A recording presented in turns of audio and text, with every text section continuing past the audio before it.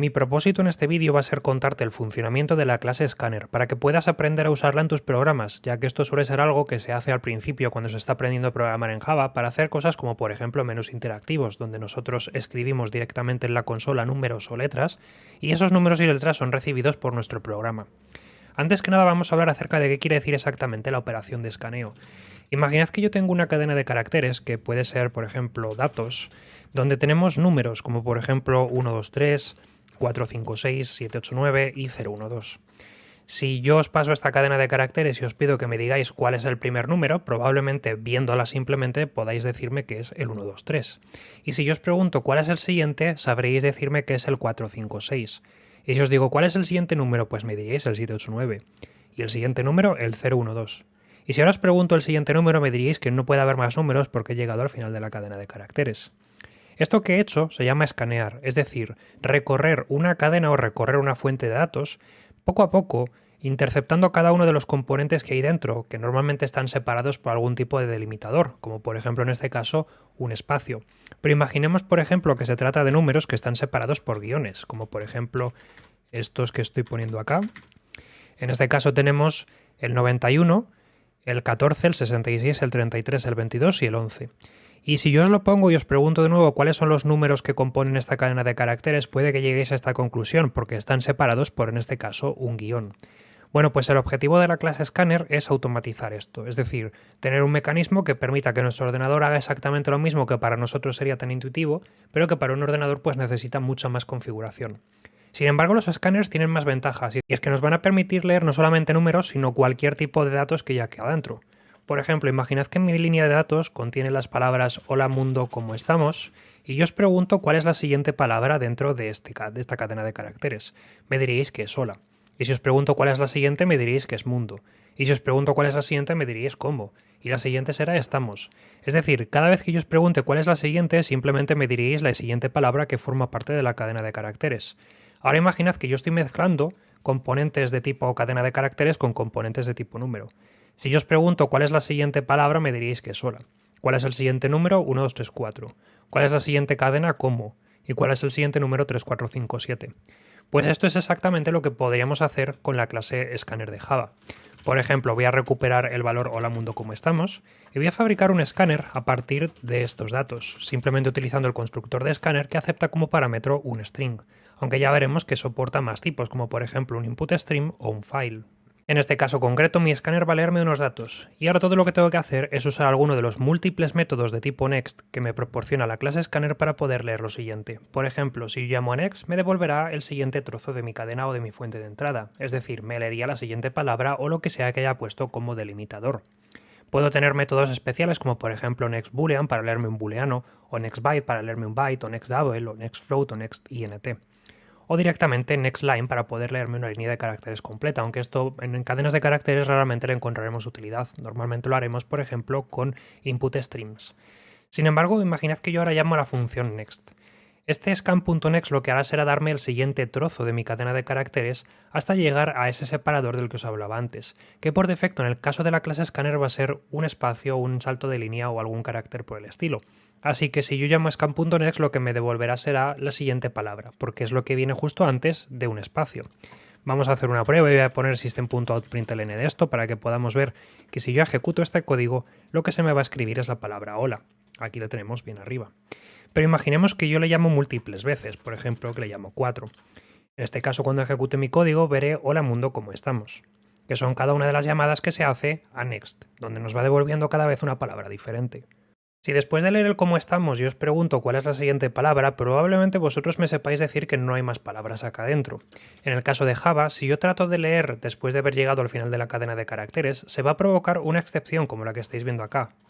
Bueno, esta en concreto no, porque esta viene de Gradle, pero esta sí. No sucks element exception. Si llegamos al final de la cadena de caracteres y le estamos pidiendo que nos lea más cosas, nos dará un error. Con eso se supone que sabremos que hemos llegado al final de la cadena de caracteres. O alternativamente siempre podremos utilizar el método hasNext para preguntarle de antemano si lo que viene a continuación es algo que pueda ser leído. Vamos a ver ahora sí un ejemplo completo.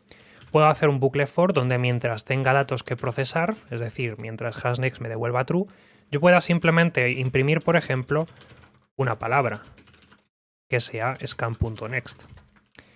De este modo, cada vez que yo llame a hashnext me comprobará si todavía quedan cosas por leer en esta cadena de caracteres y mientras sigan quedando cosas por leer me las iré imprimiendo. Por ejemplo, en este caso vemos una palabra hola, una palabra mundo, una palabra como y una palabra estamos. Y cuando se termina de imprimir esa, pues ya no se imprime más veces solo una palabra porque como hashnext devuelve false debido a que hemos llegado al final de la cadena, esto ya deja de repetirse. Es decir, la clase Scanner desde fuera podemos imaginarnos que no solamente va a leer de una fuente de datos, sino que encima va a tener como marcapáginas o marcadores para señalar por qué parte se ha quedado. De este modo sabe exactamente dónde está para así la próxima vez que llamemos a next continuar desde donde lo dejamos la última vez. Y si ha llegado al final de la cadena de caracteres podrá detenerse porque sabrá que ya no hay que hacer nada más. Pero como digo, la utilidad de Scanner no está solamente en que puede leernos palabras, sino que también podemos utilizarlo para leer todo tipo de datos. Por ejemplo, con la función nextInt podemos leer un número. Lo que hace nextInt esencialmente es lo mismo que hace next, pero si lo que ha leído es un número nos lo convierte directamente a número para devolvérnoslo como int. Y similarmente a nextInt también tenemos métodos como nextLong, nextSort o nextByte que nos lo devuelven ya casteado al tipo de datos correcto. En este caso, por ejemplo, lo voy a dejar como nextInt. Y en este caso, como no he cambiado la cadena de caracteres, una cosa que apreciaréis es que se produce un error inmediatamente. ¿Por qué? Porque nos ha devuelto un error de tipo input mismatch exception. Y eso ocurre porque le hemos pedido que nos lea un número, pero lo que le hemos pasado no contiene números. Es decir, nextInt le hemos llamado cuando justo lo que viene a continuación es un hola, y hola no es un número, por lo tanto no puede ser leído correctamente. Para esto también tenemos métodos hashnext especiales como hashnextInt, que nos permite, por ejemplo, detener la ejecución una vez que no sea un número lo que tiene a continuación para leer. Esta es una manera segura de simplemente detener el programa para decir, oye, lo que viene a continuación no es un número. Así con esto también puedes usarlo para validar correctamente lo que sea que estés recibiendo del exterior. Pero imaginemos ahora que nosotros sí que tenemos números en nuestra cadena de caracteres, por ejemplo 1, 2, 3, 4, 5, 6, 7, 8, 9, 0, 1, 2. nextInt en este caso me funcionará correctamente devolviéndome el número que se ha leído en ese caso. Por ejemplo, si ahora yo lo ejecuto me pone 1, 2, 3, 4, 5, 6, 7, 8, 9, 0, 1, 2. Y estos son números, es decir, puedo utilizarlo, por ejemplo, con algún tipo de variable acumuladora y es completamente legal hacer scan.nextInt dentro de operaciones aritméticas. Por ejemplo, con este caso yo podría sumarme todos los valores que me hayan pasado como parámetro y al final del día pues poner un println de total para ver lo que vale todo esto, que será la suma de estos tres números, en este caso 15.924. Si nuestra cadena de caracteres utilizase símbolos especiales que no sean el espacio para delimitar cada uno de los componentes de nuestra fuente de datos, una cosa que apreciaríamos es que no se hace la lectura correctamente. Eso es porque el escáner está buscando un espacio por defecto, por lo que como no lo encuentra, pero en su lugar encuentra algo que no forma parte de un número, se produce un error. Por ejemplo, fíjate que si yo cambio hashnextInt por simplemente hashnext y lo vuelvo a intentar ejecutar, me da un error otra vez. En este caso el error que me da es de tipo input mismatch porque dice, oiga, es que estoy intentando convertir esto en un número y me da error porque tengo los números aquí separados por guiones. Lo que tendré que hacer en este caso es explicarle a Scanner que en este caso mis componentes pueden estar separados por cosas que no sean espacios. Y eso es algo que podemos hacer utilizando el método useDelimiter, el cual me va a permitir proporcionarle como parámetro lo que sea que quiero utilizar como delimitador entre un trozo y el siguiente. Por ejemplo, si yo le paso como parámetro un guión en este caso, lo que va a hacer es especificarle que cuando se encuentra un guión tiene que llegar al final del dato que se ha leído.